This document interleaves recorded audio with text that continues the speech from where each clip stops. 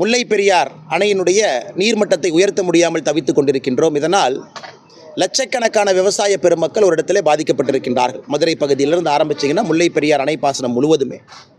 அதே போல் தென்காசி பக்கம் போயிட்டீங்கன்னா செண்பகவல்லி அணை, அந்த திமுகவினுடைய தேர்தல் அறிக்கை எண் 84 சொல்லியிருந்தாங்க, நாங்கள் ஆட்சிக்கு வந்தவுடன் செண்பகவல்லி அணையை சரிப்படுத்தி விடுவோம் என்று.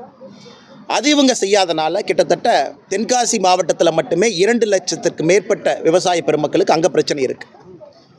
திருவனந்தபுரம் இருந்து வரக்கூடிய கழிவுகள் எல்லாம், குப்பை கூடங்கள் எல்லாம் இன்றைக்கி தமிழகத்திற்குள்ளே கொட்ட ஆரம்பிச்சிருக்கிறாங்க. அது தென்காசியாக இருக்கட்டும், கோயம்புத்தூராக இருக்கட்டும், கேரளா பார்டரை ஒட்டி தமிழகத்திற்குள்ளே அந்த கம்யூனிஸ்ட் ஆட்சி வந்த பிறகு கேரளத்தில் தமிழகத்தை பொறுத்தவரை மருத்துவ கழிவுகளிலிருந்து, மனித கழிவுகளிலிருந்து, மிருக கழிவுகளிலிருந்து எல்லா விதமான கழிவுகளும் இங்கே கொட்டுறாங்க. இது ஒரு பக்கம். கர்நாடகாவை பொறுத்தவரை நீண்ட நாட்கள் பிரச்சனை இருக்கக்கூடியது காவேரி பிரச்சனை. குறிப்பாக இன்று மேகதாத்து அணையை கட்டியே தீருவேன் என்று கர்நாடகாவினுடைய துணை முதலமைச்சர் திரு DK சிவகுமார் அவர்கள் கிளம்பியிருக்கின்றார்கள். தமிழக அரசு இதுவரை மறுப்பு கூட சொல்லலை.